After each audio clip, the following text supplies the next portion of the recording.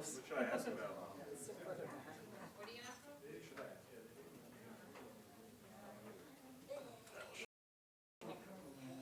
Why are you here? What's up to their legacy?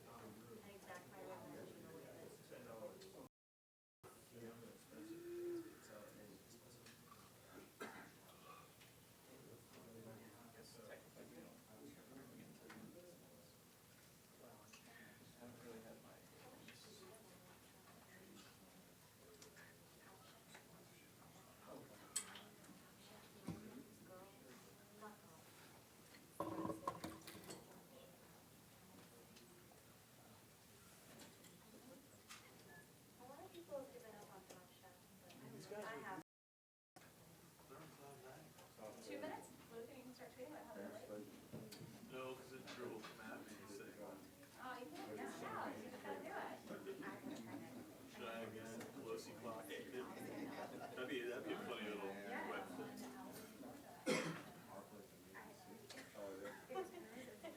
That's such a Politico story charting the puncture. So up our alley. Lake Pound Shell scoop siren.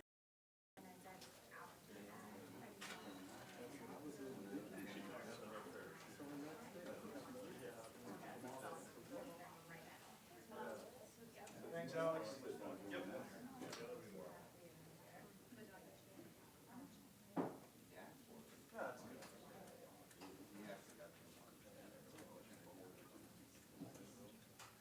Yeah, man.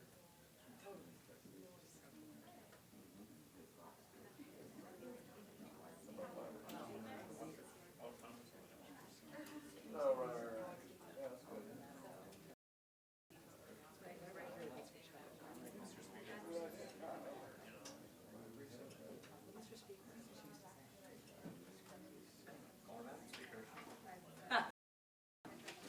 That's like an honor. She loves it. Usually I don't call her anything. I'm just like, here's my question.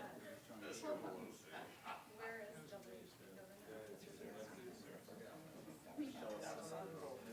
Excuse me. No, that's fine.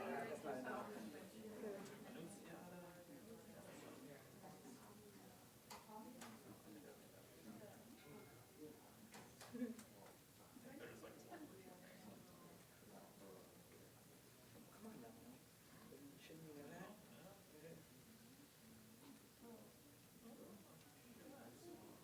You just met him and he's left. Asheville? Where's he going?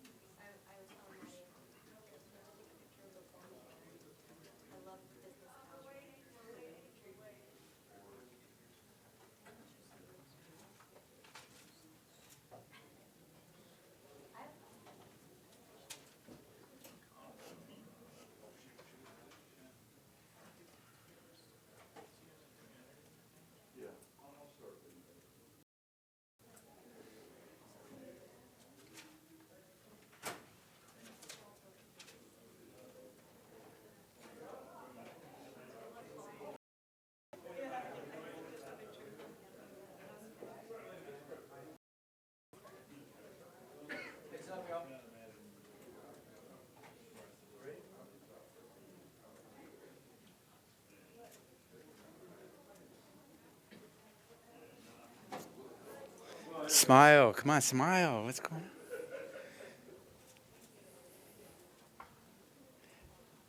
Everyone enjoying their accommodations here?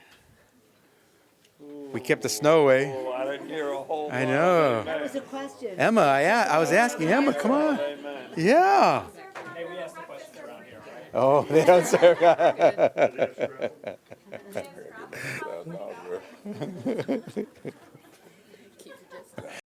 Snow.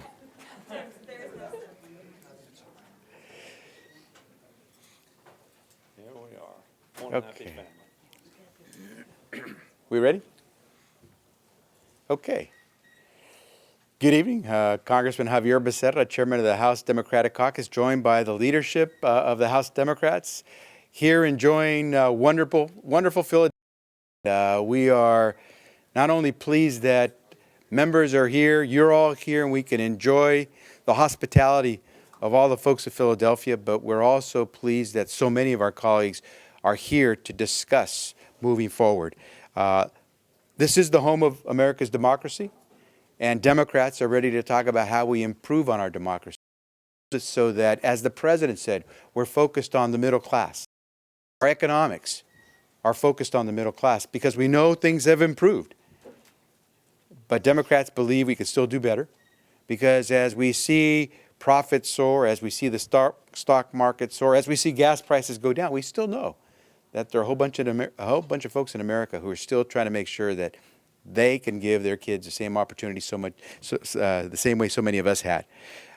The theme of our conference, our issues conference here as we sit down to talk for the next 2.5 days is growing America's economy, growing the American paycheck.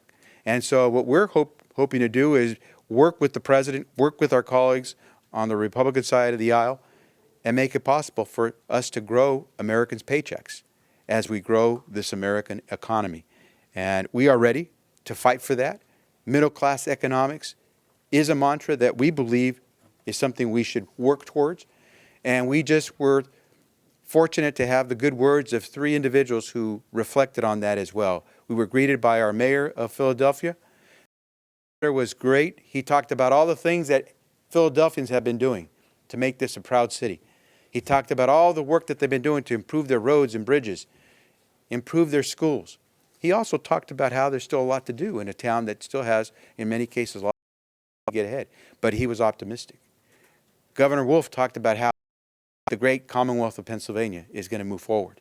And under his leadership, we understand why the people of Philadelphia voted for him and the people of Pennsylvania elected him to be the next governor of their great state. And then we heard from someone who is no shrinking violet when it comes to saying speaking his mind, and that was Rich Trumka, the president of AFL-CIO, who did a tremendous job of really honing in of what it means to represent working men and women and the task we have before us. So we had a great start. We're going to go back and have a wonderful dinner led by Mr. Clyburn, colleagues, to talk about how we have advanced the economy and everyone in America, and we mean everyone. And so we're very proud to be here, and we're thankful for the hospitality that we've seen from the folks of Philadelphia. We're going to now from my colleagues in leadership, from Mr. Hoyer next, then Mr. Clyburn, then Mr. Lujan, and then Mr. Israel, and then we will take questions. So we thank you all for being here. We hope your accommodations are good. We want you to feel good because we're going to come out of this not only ready to fight for middle-class economics, but ready to fight for all Americans. With that, let me yield now to the Democratic whip, Steny Hoyer. Thank you, Mr. Chairman. I'm very pleased to be here with you and Leader Pelosi and the rest of the leadership as we focus on what our agenda needs to be. We see the theme of this conference, grow America's economy. We've done that. The President talked about that. 58 months of growth in jobs, 11 million new jobs. Cut the deficit by 2/3, expanded the opportunities for young people in education, given people the opportunities to have affordable, quality, accessible health care. We're growing the economy. But the stark truth is that we're not growing paychecks at the same time. And America is a great country because we've had a broad middle class. We're a consumer economy, which means that workers need to have money in their pocket. They can provide for themselves and their families. Unfortunately, the statistics are stark and unacceptable. The middle class wages are stuck in the mud. And that is not good for anybody in our country, and certainly not good for those aspiring to make it in America. You knew I was there. Now, let me say that we've spent now a month in the Congress of the United States, 4 weeks, and we have fiddled while Rome has burned for the middle class. And that's why they're upset. Because they hear the talk about the middle class, but they don't see the wall. These weeks have not been good for the majority of representatives, or I would say the United States Senate. A divisive vote the first week, indicating again the deep divisions within the Republican Party reflected in the vote for Speaker. Then they brought a bill to the American Dream. So what they do on the second week? They want to expel dreamers. They talk about the American dream. We talk about the American dream. And we want to welcome those who dream with us. But their second week was to expel. Then on the third week, they wanted to undermine women's rights to their own choices in health care. So they want to kick out the dreamers and undermine women's choices for health. Their freedom, we hear a lot about freedom, but they want to undermine. And this past week, of course, they had to pull a bill that would have undermined our environment. And that, yes, we have a minimum wage, but much more than a minimum wage, a wage on which workers can feel that they are making it in America and that they are sharing in this growth of our economy. That's why they're so of a mind that the Congress is not helping them. We need to do that. Tom Wolf, the new governor of Pennsylvania, the Democratic governor of Pennsylvania, said this: we need to have confidence in our policies and confidence in our values. This group has confidence in our policies. This group has confidence in our values. And we believe, as Mr. Trumpka pointed out, and Mr. Israel has pointed out over and over again, the polls reflect that the American people share our values. And they want to see us fighting for them. And that's what it is about. Making sure that as the economy has grown, their ability to do grows as well. And now I'm very pleased to yield to my friend from South Carolina, the assistant leader in our party, Jim Clyburn. Thank you very much, Mr. Whip. Let me just reflect for a moment on the two of the speakers we had today.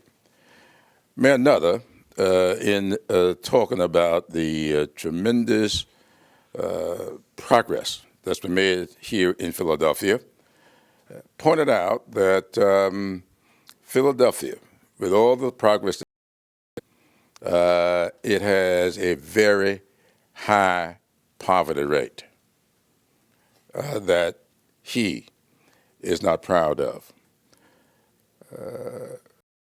Wolf mentioned in his talk, as you just heard, that we as Democrats are going to have to develop, express to the American people that we have confidence in the policies that we advocate and we stand for, and that all the polling information say the voters agree with. Tonight, over dinner, we're going to have a panel discussion, and that will focus on those areas that we feel we can build a new majority accenting what the president laid out in his State of the Union address. This panel is going to open with two clips that I have put together, both of Martin Luther King Jr. As we know, this is the 50th year of the Voting Rights Act on August 6th. We will celebrate the 50th anniversary of the signing of the Voting Rights Act.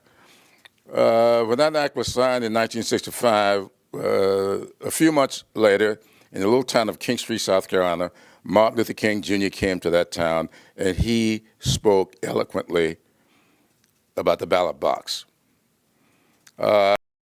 Several months later, 8 months before, he was in 1967, July 1967, he came to Charleston, South Carolina. And I'm going to be showing clips from both these speeches tonight in order to Caucus to remember. Some of them were not around back then. So that they to see exactly how the vision that we Democrats have for the country, how those visions were articulated. And hopefully help set the tone for the panel, which will be led by Linda Sanchez, who will be and how our party needs to move on that and build upon what the president had to say in the State of the Union address. Congressman Takano will talk about equality issues and how we need as a party to move forward on that. And Barbara Lee, who had a family emergency, was to talk about poverty. I will talk about that. Her mother has taken a dire turn for the worse, and so here tonight. But I will talk about that. Now we'll talk about the various elements and how they failed to show up at the polls last November, and what we need to do as a party to move those issues to the forefront. And then on our panel will be a local a young lady who has been leading or helping to lead the national fundraising effort that's now moved to be over $2 million to show the movie Selma. School students all over the country. Last night on the way out of Washington, a bipartisan group of Congress people watched Selma. I watched it for the third time.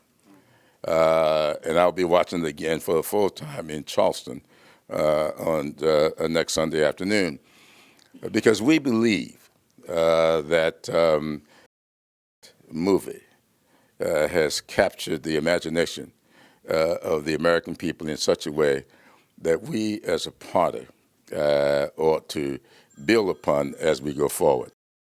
I think that when our panel discussion is over this evening and after the Q&A, we will be able to demonstrate why we ought to be moving confidently as we approach the next national elections in this country. So hopefully by the time we Friday, we will be re-energized in such a way that we will do for the American people what they expect for us to do. And with that, I'm pleased to yield the mic at this time to a longtime friend who I got to meet years ago before. He may have been dreaming about coming to Congress, but he didn't tell me. Who is now heading our effort to elect more Democrats to Congress, a young man that I have every confidence. We heard Steny the first 3 weeks of the Congress as well, and we've even heard some of our Republican colleagues give an assessment of what they thought the first 3 weeks with the Republican-led Congress was, and they asked the question, what will week 4 bring us? Well, today news broke that House Republicans think, quote, it's not the end of the world, unquote, if they force a shutdown of the Department of Homeland Security, which we all know would threaten national security. This is just another example, and the latest example, of how House Republicans care far more about pleasing their extreme base than they do about American families and about middle-class economics. And quite honestly, Republicans' willingness to put their political security ahead of national security is a disgrace. The American people deserve better. And with that, I want to yield to one of my friends, a person who has been a leader every step of the way and who is leading a charge from an effective messaging and communication perspective with reaching out to get the perspective of all of our members, and that's Steve Israel. Thank you very much. It's great to be here, particularly because there's like 2.5 feet of snow back home where I live. We start this conference in a very strong position. Just a few hours ago, the Democratic Policy and Communications Committee, organized by Leader Pelosi, consisting of 16 of our colleagues, met with David Seamus and went through some polling, some messaging, the State of the Union. That polling was encouraging, but also presents some concerns. It's encouraging because the president's job approval is up to 50% since the State of the Union. Approval of the economy is up 50%. I just wish we had these numbers the day before the midterm, not 2 months after the midterm election. But here's what should concern all of us. And here's what we're going to galvanize around in this conference and every single day for as long as it takes to break through. While people feel more secure and they feel better about the economy, 78% believe that it could slip back at any moment with the wrong priorities. 7%. So people feel better. But, you know, it's almost like they're cancer survivors. They've gone through this trauma. And they need to know that it's going to be okay for a long time. Well, we're going to be the party of sustained economic growth for everyone. For everyone. We're going to be the party that offers big, bold ideas for growth of paychecks, for sustained retirement and strength, for more affordable higher education for people's kids, to make sure that if you have two workers in the family, you have a job just to pay for the child care for your children, make sure that we can take our kids. There is a pervasive sense right now in the American electorate that if you're rich, the government helps you out with tax breaks and loopholes. If you're poor, the government will help you out. But if you're somewhere in between, the government doesn't really care about you. And we're going to be the party every single day that our priorities, choices, and our leadership will lead to economic growth for everyone. Jim Carville said in 1992, it's the economy, stupid. Since then, we've said it's my paycheck, stupid. You know what it really is? It's my economy, stupid. That's what people are thinking about. It's my economy. It's my child care. It's my Social Security and Medicare. It's my paycheck. It's my ability to go on vacation. It's my ability to take my kids out to dinner. It's my economy. And while I feel better than I did, I want to make sure that we never go back to where we were. Now, final point, and then we'll answer questions you have. This isn't just message. I mean, there's been a lot of talk about how Democrats, need a message. Let me correct the record. It's not that we need a message. It's that we probably need a few less messages as Democrats. And it's not just message. It's what we stand for. It's what we're about. So today, just before this conference, we put down one of our markers. Chris Van Hollen introduced his CEO Employee Paycheck Fairness Act, which is just common sense that everybody in the middle class and working families would understand. If you are a CEO and you're not giving your employees a fair shake and you're not giving them a raise, you shouldn't be able to deduct a bonus or a salary over $1 million from your taxes. How is that fair? That you now are making over $1 million in a bonus, $1 million in salary, you get to deduct that, and your employee, maybe the people who put these, they've got to pay for that bonus with a higher tax burden. How is it fair to give tax relief to $1 million wage earner and force taxes up for a typical employee? So Chris has introduced that bill today, and that's who we are. And we'll see who the Republicans are. And at the State of the Union, the president was very clear. We believe in a middle class cut. We're going to fight every single day for a tax cut. We're also going to fight for cleaning out the code, tax reform, ending those crazy loopholes, and some tax fairness. Meanwhile, the Republicans will spend the next protecting and defending the trust fund loophole. So those are the contrasts that we're going to draw every single day. It is economy stupid that is on the minds of the American people right now, and we're going to prove to them at this conference and every day going forward who really got their back and who's protecting the well-connected in Washington and the wealthy. And with that, we'll open it up to whatever questions you have for whoever you have questions for. I understand the DNC chairwoman got a tour of the city this morning ahead of the convention decision. Were any of you on the tour? Holding the convention here? None of us were on the tour. Okay, can you just give me a We can't tell you one thing. The mayor was very enthusiastic. You're just sitting down, you're going to get to see it over the next couple of days. What are your impressions of the city for holding that? We just got here. It's a great city. We love it. We love it. LA's not in competition, so it's a great city. Madam Leader, wanted to get your opinion about the Netanyahu invite that Speaker Boehner gave to address the Congress. Oh, I'd be happy to answer that, but I'd like a question about what we're talking about here. If there are any other questions on point to what we're talking about, better infrastructure, bigger paychecks, middle-class economy. Yes, sir. You guys talked about rallying around certain messages. What's the team message here on fast-track trade in the president's request? Well, you want me to answer that? Okay. What I've always said about that is we'd like to see a path to yes. Until we see what the trade treaty would be, it's very hard to say we're going to give you fast track until we see what that is. But there are serious questions that people have about what the impact is on the paycheck of American workers, and that's really the standard. And so members have concerns about currency and those other issues, but the impact on the paycheck of America's workers is the standard that we will use.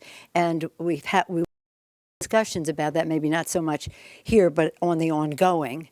And basically, we want them to have that in their minds when they are negotiating the treaties, if they expect us to give them fast track on it. But as I've said over and over again, I'd hope to see a path to yes, but the burden is on them to demonstrate that this is good for American paychecks. Anyone else on the subject at hand? Yes. Madam Leader, you said last November, just after the election, that one of your takeaways from that election was that House Democrats need to be more aggressive in setting your own agenda separate from the Democratic Party. I'm wondering, at the start of the year now, given as aggressive as the president has been coming out of the gates as well, how much of what you'll talk about at this conference will be distinct from what the president has been proposing? And also, Mr. Israeli mentioned the improved polling numbers. I'm wondering how that improved standing sort of trickles down. Well, I didn't say separate from the Democratic Party. I said we will clearly have our agenda, what difference the House will make in their lives. And on the rest of it, I'm going to yield to Mr. Israel. Question. The President of the State of the Union, he set the table. And now we've got to dish out the meal legislatively every day at a time. And so that was the perfect launch for a message to galvanize around and mobilize around. And that's precisely what we're going to do now. In the polling, if you take a look at it, there's no question. Actually, House Republican numbers have dipped since the election. They spiked a little bit after the election. They've since dipped. They've gone a little lower since the State of the Union. And Democratic favorability is increasing. That's very interesting, and it's very entertaining. But what is more important is that we fortify the sense every single day with our legislative program and with debate on the floor and with our message to the American people, magnified and amplified over all of our messengers, that we got their back and that we are fighting for sustained growth for everyone, not just. Sure. And you'll be hearing more from all of us on this subject. We didn't think you wanted to hear 10 of us every time. So to be continued. Mr. Clyburn? Yes. We've been talking a lot about 50th anniversaries. This 1965 Voting Rights Act, and this being the 50th anniversary this year. But you know what? We're celebrating a couple other 50th that we aren't talking a whole lot about. And we're going to spend some time this year talking about what else happened in 1965. All this discussion about whether or not the Great Society program, the war on poverty really worked. The fact of the matter is they worked well. Medicare worked well. I opened up today talking with folks from Head Start. They're celebrating their 50th anniversary. Head Start works well. And for us to be talking about the level of poverty here and elsewhere, and not talking about how we educate children and what Head Start does. We're going to be talking this year about Head Start, Medicaid, Medicare. This is a 50th anniversary for a lot of good things that Democrats brought to the American people. We're going to remind them of that this year, and those are the kinds of things we're going to be taking to the public when we leave here. I think somebody up front had a question. Yes, you did. What is distinct or different about the message that you're hoping to come out of now that's different from what you ran on just a few months ago that didn't work out so well with the polls? Did you want to speak? Well, the fact is Mr. Israel said earlier, it's not that Democrats don't have message, it's that we had too many. The public didn't see the clarity and the focus of the message. This will be more like what we did in 6 for where we had clarity of message, we had consensus, we had priorities, and that's how we will go forward. It's going to be a presidential year, and to put on the table what we see as the big contrast in the House of Representatives. The candidate will go forward with whatever agenda she has, or he. But nonetheless, we feel very excited about the priorities, about the commitment, the unity, the spirit of our caucus in this, and the understanding that we do not have the luxury multi message, that the clarity and the precision that we have to reach the American people is what is going to make the difference, because so much is at stake. I think Mr. Hoyer wants to add to this. Well, I quoted the governor. Confidence in our policies and confidence in our values. Those have not changed. They are consistent.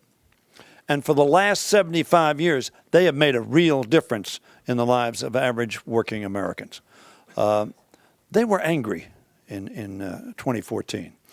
And they knew that it wasn't, this economy that was growing wasn't working for them.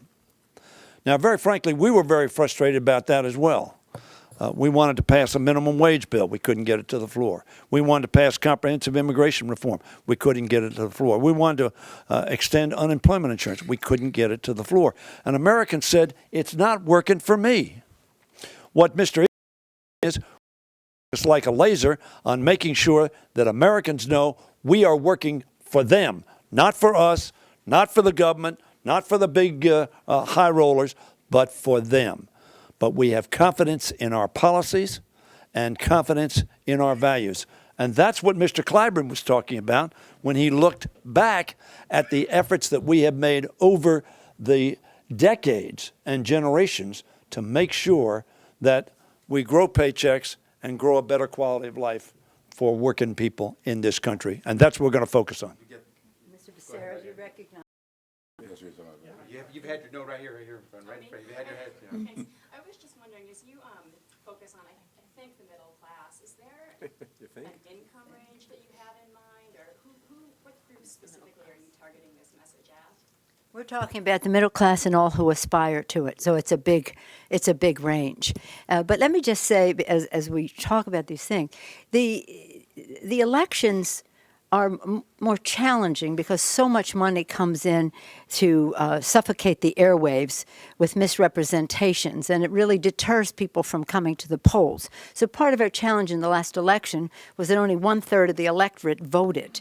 And so what the point is that we have to reach people when they know the distinction. We think that they will vote accordingly. Reverend Martin Luther King Jr. talked about in San Francisco in 1950 about the importance of legislation and therefore the ballot. Martin said the ballot and the bread box cannot be separated. What you might make at the negotiating table can be erased, or depending on the results of an election. So we have to show people the connection between the election and their life. And the fact that 1/3 of the people voted in our country, the greatest democracy that ever existed in the history of the world, the leader, is something that must be addressed. And again, we have to give people a reason to register, a reason to vote Democrat. It just means to let people who are running for office know that you are watching and that what your priorities are, and they relate to your income security. Go ahead. Real quickly on this point on middle class, because it's a great issue of what is middle class. I don't think we're putting walls up and saying anyone outside of this income is above middle class. It made me think when I was growing up. My 3 sisters and I were growing up in a home that was under 700 square feet. I thought I was middle class until the day I drove with my mother to start my first day at Stanford University, and I went through Palo Alto, California, and then I realized I still have a lot to hope for to get to middle class. But you know what? You could not have dissuaded me from this thought that in America I was in the middle class. And what we're trying to do, as the leader said, is it's not that you're in the middle class, it's that you aspire to be in the middle class. It's the belief in the American dream, and that if you have a chance to get to that American dream, you're middle class or beyond. And I think all of us always hope that we can go beyond. But we don't exclude anyone. My parents were in the middle class because they could feed us and they could ultimately make sure their 4 kids could go. But I don't know how many construction workers in America today could aspire to send kids to college the way my father was able to. And that's because the paychecks aren't growing. And that's what we're talking about is middle class may be in the mind, but one of these days you're going to drive to go to college, you're going to see what middle class could look like if we're not careful, because everyone should have that chance, not just to aspire, but to be part of the middle class. Let me just, on that point, look, the word is aspirational. Our message will be built on a foundation of aspiration. If you're not in the middle class, we want you to get in the middle class and we want you to move up. If you're in the lower middle class, we want you to be in the upper middle class and move up. If in the upper middle class, we would love for you to be in the wealthiest 1%. We're for that. We're absolutely for that. So it's about mobility. More than the middle class. It's about moving you into the middle class and up. And if you are in poverty, we don't want you to fall down on a safety net. We want to build a trampoline for you that's going to spring you back into income security and get you on a track to the middle class. What I wanted to make was, and I think Xavier and Steve have both made, but if you look at the past, all classes rose. And America was better. What we see now, and what is the real problem, and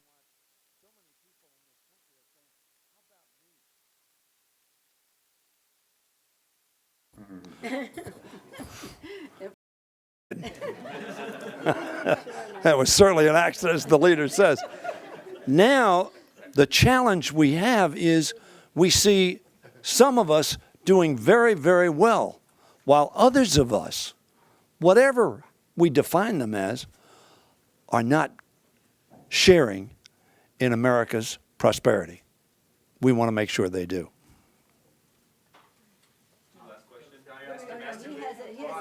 One last economic. The president is coming out with his budget on Monday, and I'm just wondering if you talk about what your him about it here. Are you concerned that there will be some surprises in there, such as taxing 529 plans? No, we don't expect that to be.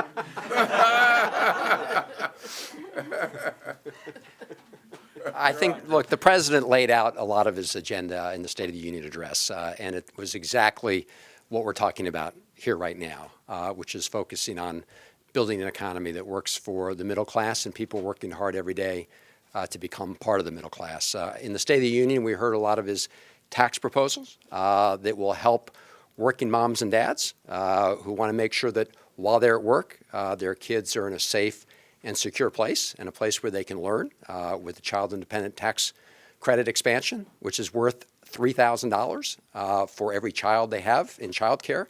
That's a big deal if you're a middle income family. He has the dual earner deduction, right, that says that if you're the second spouse in the we want to reduce the marriage penalty. We want to make sure that the first dollar of income you're taxed at is not the same as the last dollar of income your spouse worked at. So those are all things to help empower people in the middle class and to help people grow into the middle class. With respect to the president's investments, which are absolutely critical to growing our economy and growing bigger paychecks, investments in our kids' education, in modernizing our infrastructure for the 21st century, in science and research, whether it's in medical science or other areas, he's going to have a very robust agenda. And he mentioned some of the items in his State of the Union address. With respect to the particulars of his budget, just stay tuned.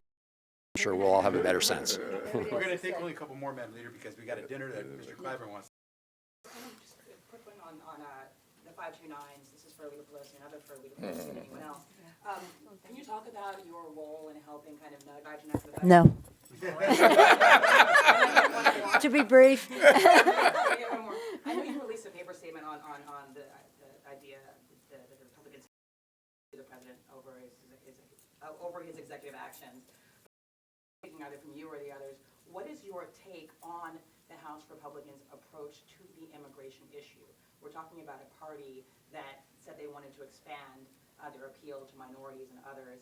Are you guys secretly gleeful that they're making these moves that could actually hurt their state? I'm not secret about it. No, don't go ahead with that. Let me get back to you. You know, that construction worker I mentioned and his wife, they're immigrants. They work very hard to make sure that my sisters and I could move forward. That's the hope of every American family. It makes no difference what your background is. And for us to have glee because of anything political going on at the expense of families who are working very hard, that would be despicable. I think the prescription to get it done right is on the table. Not only is it on the table, it has bipartisan support. And so we just like to, what we do believe threatens the American family and the American economy and paycheck is these threats to shut down our national Mr. Lujan for the purpose of having political security for the far right. And so we're ready. We said at the very beginning, we are ready to work with our Republican colleagues to get this done on immigration because the prescription is there before us. And it's quite honestly not only good for American families, but it is great for the American economy if we get immigration reform done. Because everyone who studied it, including the Congressional Budget Office, our nonpartisan fiscal referee on these issues in Congress, you increase our GDP, you increase the number of jobs, and you increase the ability of Americans to have security on the job because we'll get rid of all that clutter that makes it impossible for a good employer to know whether you're hiring someone who has a right to work in the country or not. Let's just get it done. Don't play politics, just get it done. If I could just add to this last point the chairman made, because I really think it deserves emphasis, and I would refer all of you to the House Budget Committee hearing we had on Tuesday, the first hearing with the new chairman. The first question he asked Doug Elmendorf, the director of the Congressional Budget Office, was why does the GDP, why does economic growth, after going up, projected to go up over the next couple years, begin to taper off?